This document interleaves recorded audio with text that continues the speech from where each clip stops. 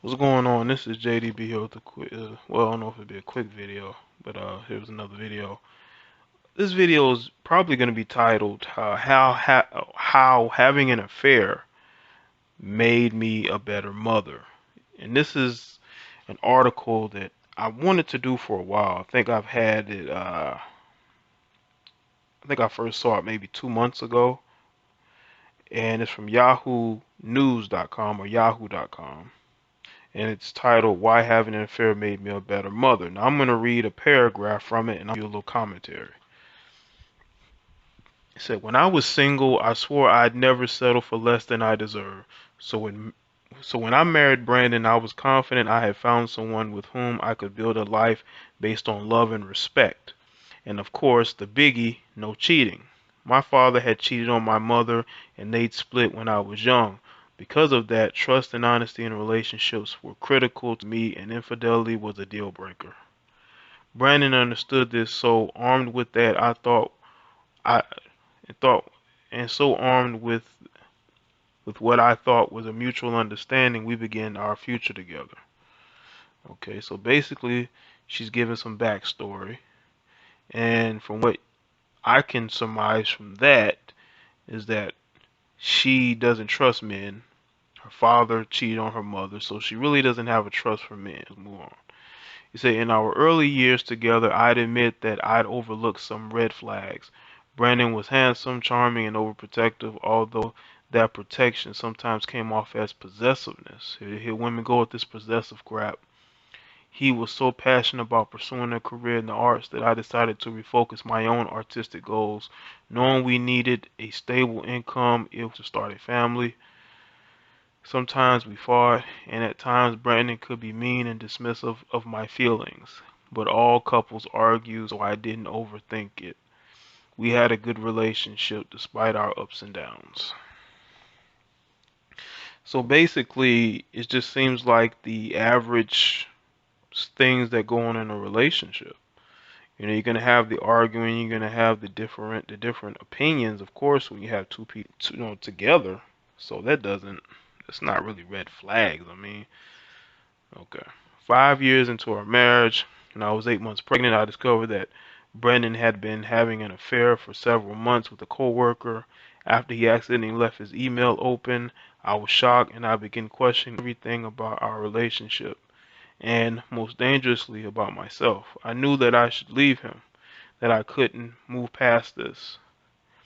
But what would happen to me and our baby if I left? Could I start over now? Did I deserve this? I didn't have the courage to find the answer, so I stayed. Yeah. The only explanation Brandon could offer was that he liked the attention. He was full of reassurances that it was a mistake and promised that he loved me. I wanted so desperately to believe him, and I was so scared of what divorce would mean for me and our baby that I convinced myself that we could be the exception to my deal breaker rule. I'd be the perfect wife so Brandon wouldn't think about another woman again. Let's see, I busied myself preparing for our baby's arrival, making our house into a home. I cooked, did laundry, and cleaned, confident these actions would solidify my worth as a woman, as a wife, and as a woman. If everything else external, were organized and perfect, somehow the rest would be okay. Because of this marriage, no, this life was going to work out just as I'd planned.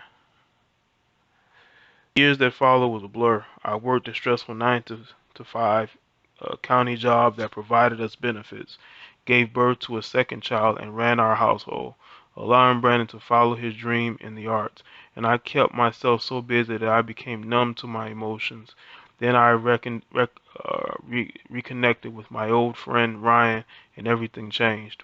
We reconnected through social media in a typical "wow, what are you up to" way. At first I thought we'd just be friends, but we were both married with children and lived in different cities. An affair never even crossed my mind. Besides, there was no way I'd ever put Brandon or another woman, another wife, through the pain I'd experienced. Our affair began several years after our first email exchange.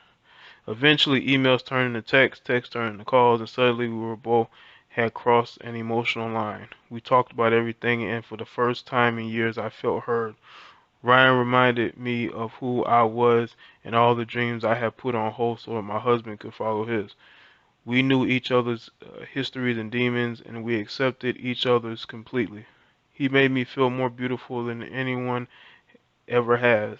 And the sex, my God, I had forgotten what it felt like to feel wanted and worthy. Well, I can say that she definitely gets her worth from sex. Um, for some reason, women only feel good about themselves when they getting, you know, having sex with a guy that's not their husband or boyfriend. And I think it's clearly a sense of wanting to be accepted and loved, but at the same time, you wanted the married life. You know, I'm pretty sure she pursued her husband like most women would pursue a guy that they were attracted to. You know, and they're probably gonna cheat. It is what it is. Let's go deeper. Let's go on this. Let's see. Drawing on my renewed confidence, I began expressing to Brandon what I'd been suppressing for years, how alone I felt, that I had been trying so desperately to be who I thought he wanted, that I felt lost and I needed his support to find my way back. And she did that by cheating. Okay. I begged him to go to marriage counseling and explained that our sex life needed frequency and openness. I needed his help with the kids and for our family to come first. Brandon claimed to hear me but continued to bail on family events and prioritize his career. I went running back to Ryan, and this time it became a full-blown affair. We found ways to meet in different cities, on nights. Brandon worked late, and the kids were asleep. We communicated via Skype. Our affair lasted almost 2 years and ended when Ryan confessed to his wife after my sister, unbeknownst to me, threatened to do it for him. I told Brandon too. He was shocked, angry, hurt, humiliated, unsure if he could forgive me, but wondered that I'd leave him. He wanted answers just as I had years before, but unlike him, I could explain how I got there. We finally started therapy, took responsibility for our betrayals, and at first I thought we'd get through it, but ultimately nothing had really changed except that I knew my worth again. I filed for divorce. Cheating didn't give me a cliche happy ending. It gave me much more. Before the affair, I had the husband, the kids, and the house, but it was a facade because Brandon and I weren't in love. My affair, however, showed me that feeling desire breathes life into us, that sex and passion are part of what being in love is. That my opinion matters and that I am deserving of respect and happiness. So I guess she didn't get respect in her marriage, so okay. Society tells us that once we commit to marriage, only the most egregious sins should be caused to break that union. But in truth, there isn't always a terrible, distinct reason to end a marriage. Sometimes people just aren't happy in ways that really matter. It may turn out that the person you're with stopped being right for you and never was, and you meet someone who shows you that. And while that's difficult and sad, especially with kids involved, it's also lucky. I'd become so unhappy in my marriage that I couldn't really enjoy my time with the kids. Worse, they had begun internalizing my unhappiness, mistakenly believing it had to do with them. By separating from do better, I can better ensure that our children feel loved and secure, even under different roofs. People say that some couples can survive affairs. Maybe they can, but I've never seen it. After Brandon's affair, our marriage was profoundly broken and we were living a lie. I might have kept living that way forever and had not gotten a glimpse into how things could be. Now I am strong enough to settle for less again.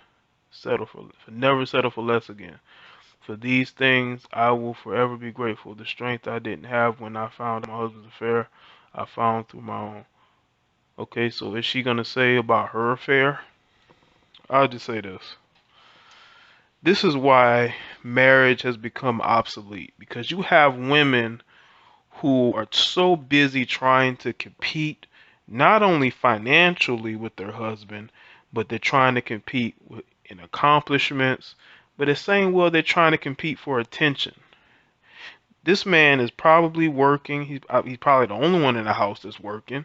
So he's stressed at his job because he has to take care of a family. She doesn't understand that. Okay. She used the fact that he had cheated on her as a way to say, well, I'm going to cheat.